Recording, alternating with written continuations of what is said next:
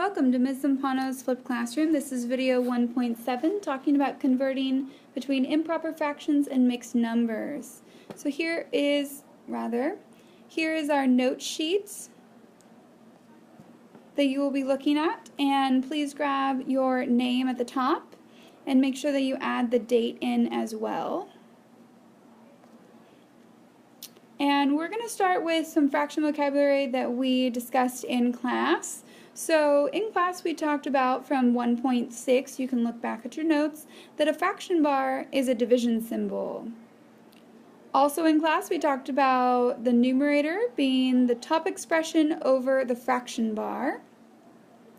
And the denominator also being the bottom expression under the fraction bar. We often would take a look at this and use the idea or the concept that if we had 4 over 7, the 4 is my numerator, the 7 is my denominator, and this fraction bar right here is division. So let's take a look at our new vocabulary words. So a proper fraction has a numerator that is smaller than the denominator. And an improper fraction has a numerator that is bigger than the denominator.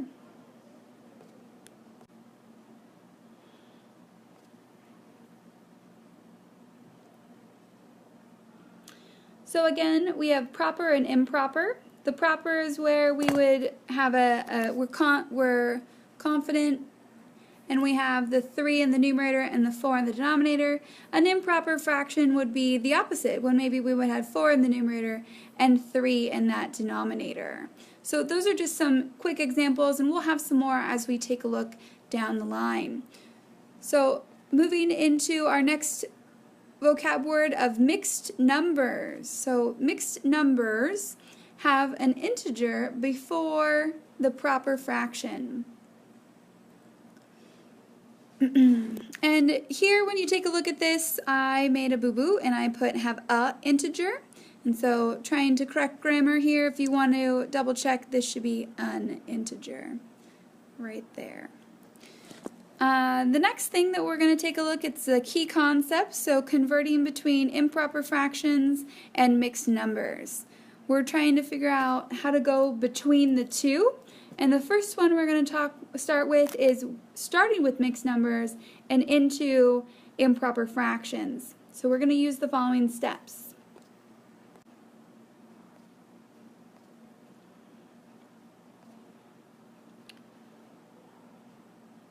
So taking a look at this, again, we're going from mixed numbers to improper fractions.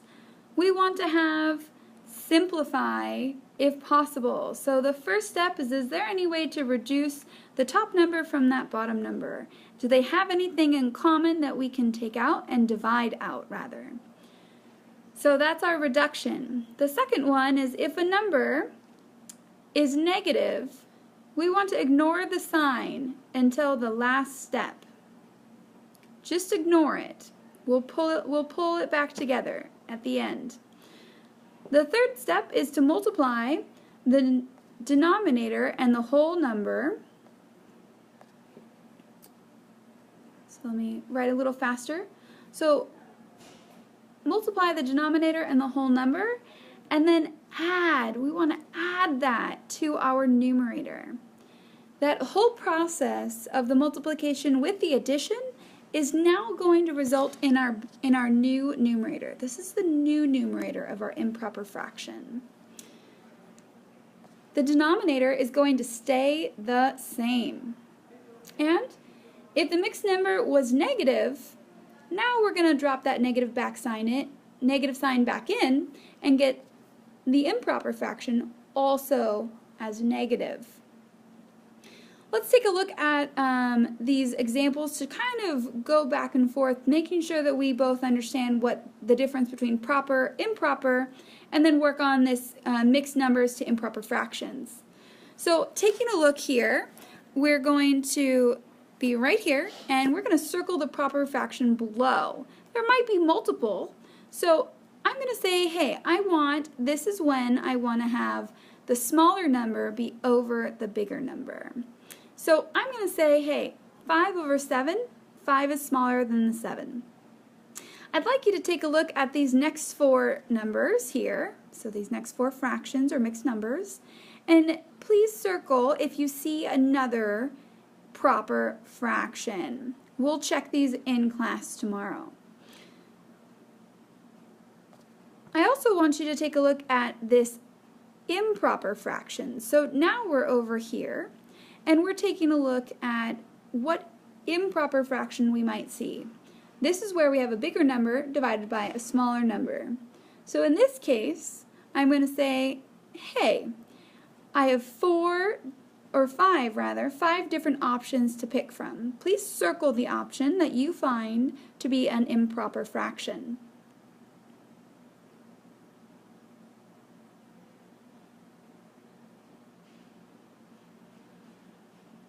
Great. Now let's take a look at these mixed numbers down here. We're at this stage now. And we're going to convert the mixed numbers into improper fractions. I'm going to do the first 2 with you, and you're going to do the next couple. So, if I have 4 and 12/15, I have a couple of different ways of going about this. I could take a look at this and say, hey, maybe 4 and 12/15, I don't think that I can simplify. In fact, I can.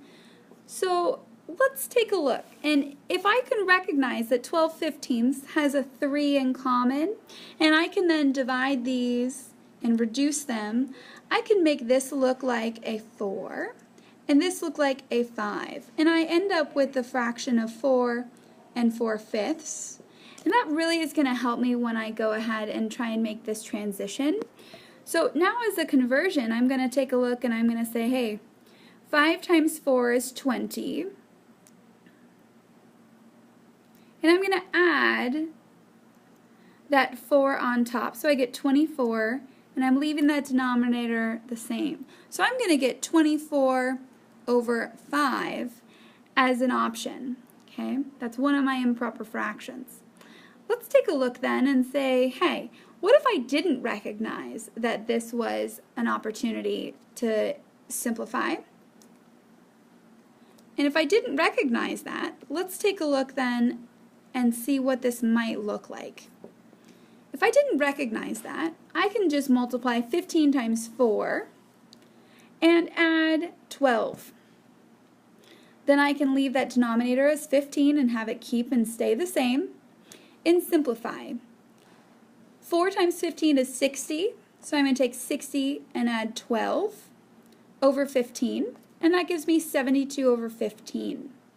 72 over 15 also can be reduced, and if I divide each of those by 3 rather, excuse me, if I divide each of these by 3, the 72 by 3 and the 15 by 3, I also will get 24 over 5. Whoops, I'm on the eraser. I need to use the other pen. So if I was, again, to reduce, I can divide each of these by 3 and recognize that this is 24 divided by 5. So if I didn't see it in the first step and I didn't know I could simplify, I can always finish up simplifying at the end. Alright, let's take a look now at the next couple pieces. So I'm going to give myself a little bit of room. And we now have this next example of -1 and 7/8. So if I take a look at -1 and 7/8, I'm going to say, I'm going to ignore the negative, I'm just going to put it out in front, and I'm going to say 8 times 1 plus 7. I'm going to leave the denominator the same, so over 8, so leave it all the same. And again, I left the negative all the way out front in that parenthesis. I'm not taking care of that until the very end. And I take 8 times 1 and get 8 plus 7 will give me 15 over 8. That negative comes into play now, and it's now a -15 over 8. Please try to convert 7 and 2/9 on your own, along with -3 and 6/10. on your own. Be sure to look for a reduction or a simplification in the beginning. Pause the video at this time and do so.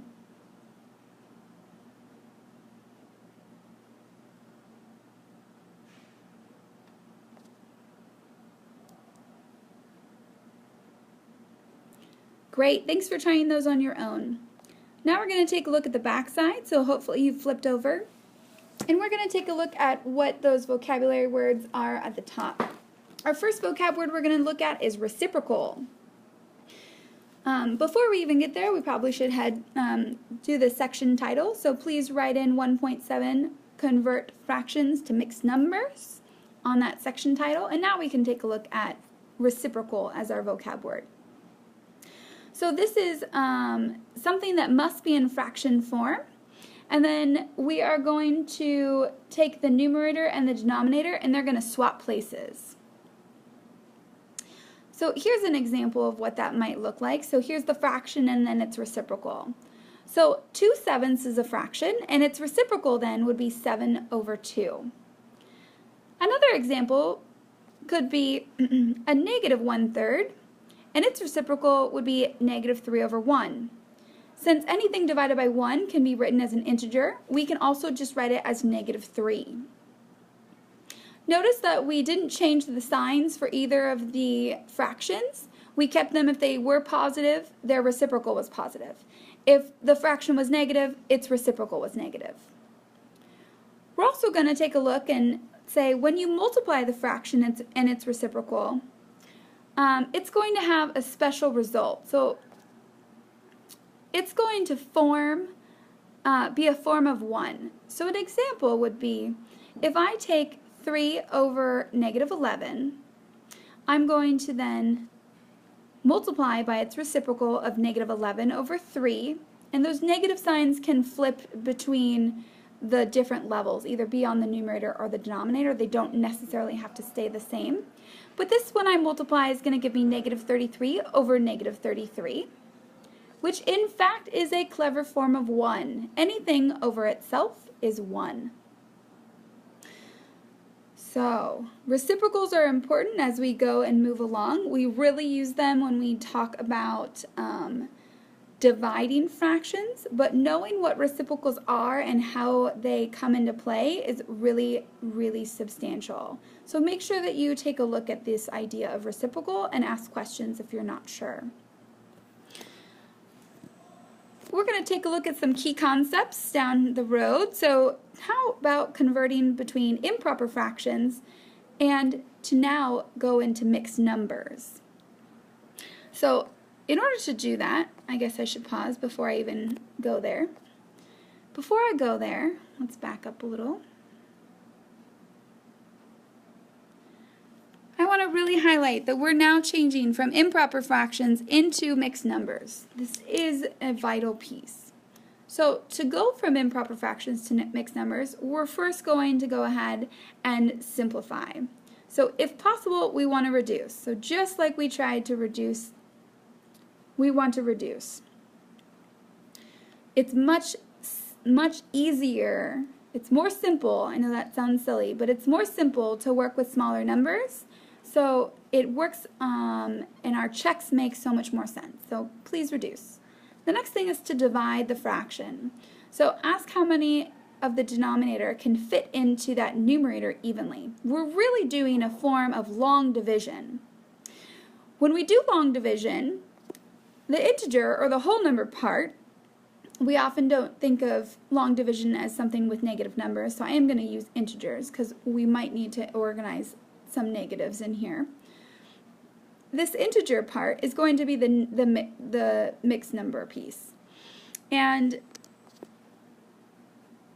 how many are left over, or the remainder, when we do long division, this is going to end up as our new numerator for that mixed number. The denominator is always going to stay the same. We like that. And this is the last question. Is the mixed number in simplest form?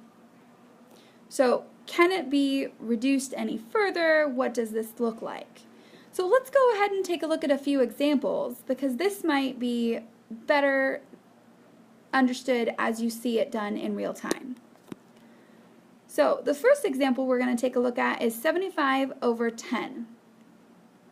And the next example we'll look at is 39 over 33.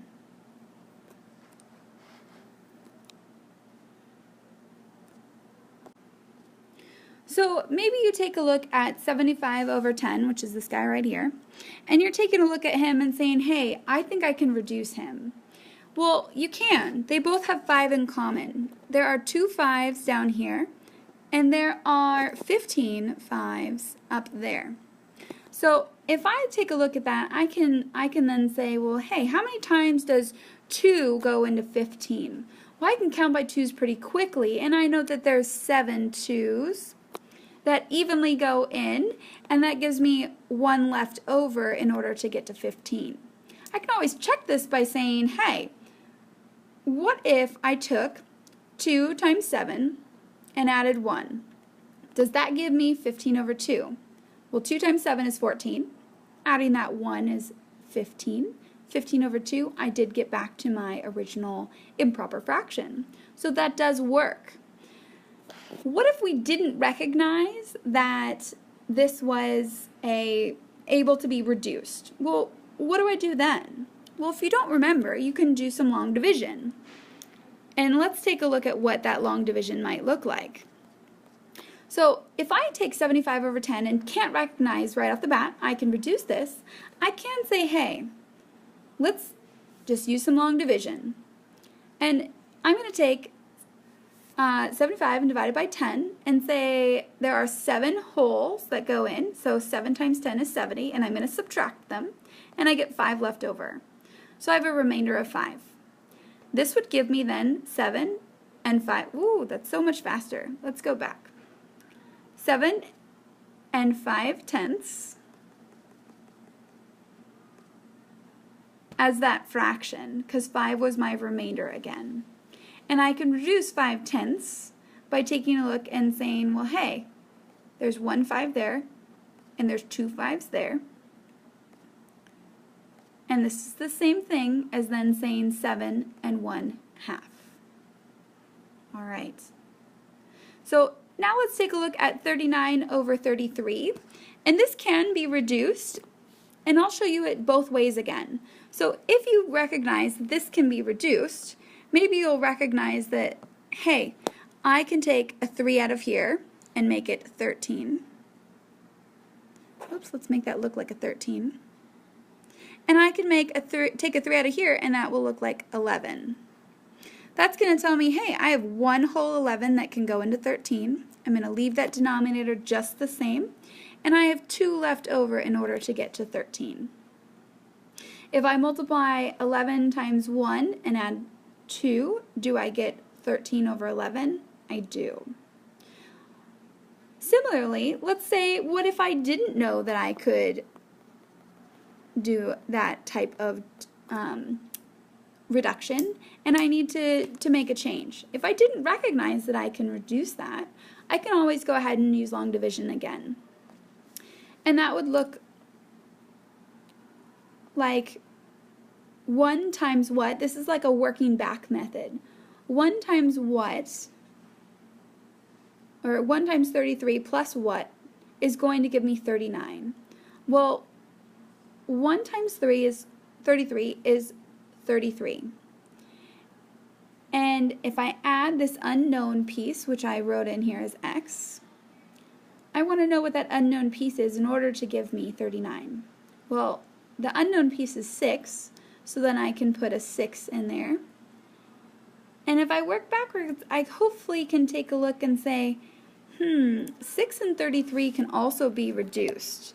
So if I want to, I can say, all right, 6 can divide by 3 to give me a 2. And